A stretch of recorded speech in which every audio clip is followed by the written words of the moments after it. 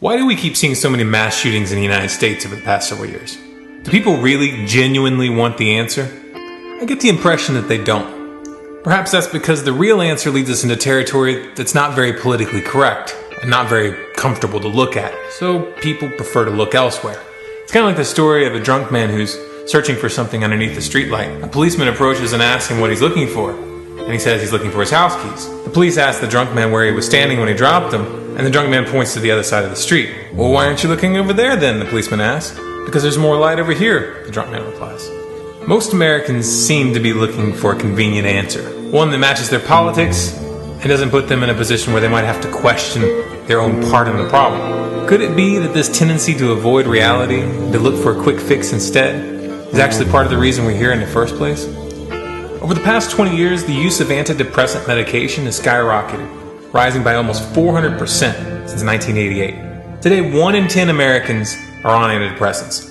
The majority of these antidepressants are selective serotonin reuptake inhibitors, also known as SSRIs. Some of the most popular SSRI medications are Prozac and Zoloft.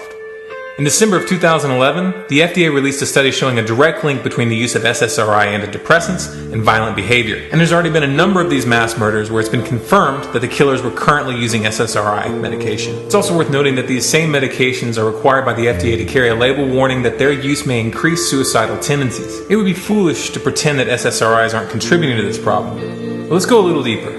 Why is it that more and more people are driven to taking these medications in the first place? Why is it that suicide is now America's #1 cause of death by injury? Is the problem video games, as Wayne LaPierre and the NRA would have you believe? Come on, seriously? Maybe, just maybe, more and more kids are falling into depression and then lashing out at society because people aren't raising their kids. Maybe the problem isn't video games and movies. Maybe the problem is that your kids are being raised by that television because you were never around. Maybe these kids are lashing out because they're desperate for attention, because you never gave it to them, because you had something better to do, because you had higher priorities. And maybe they act out in such a dramatic way because they know that our media will give them their 15 minutes of fame if they do. It seems to me that people would rather blame an inanimate object for the problem rather than look at just how broken our society really is. Is the people calling for gun control in response? Come on, seriously? How far are we going to take this? Are we going to follow England? Ban pointy kitchen knives for everyone's safety? Ban baseball bats, chains, crowbars, and axes? Where do we stop?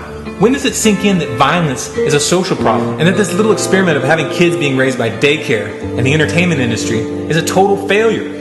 When are people going to be willing to admit the politically incorrect yet ever so obvious fact that people who have no intention of raising their kids have no business having kids? Until that moment arrives, expect to see more of this kind of madness, whether you ban guns or not.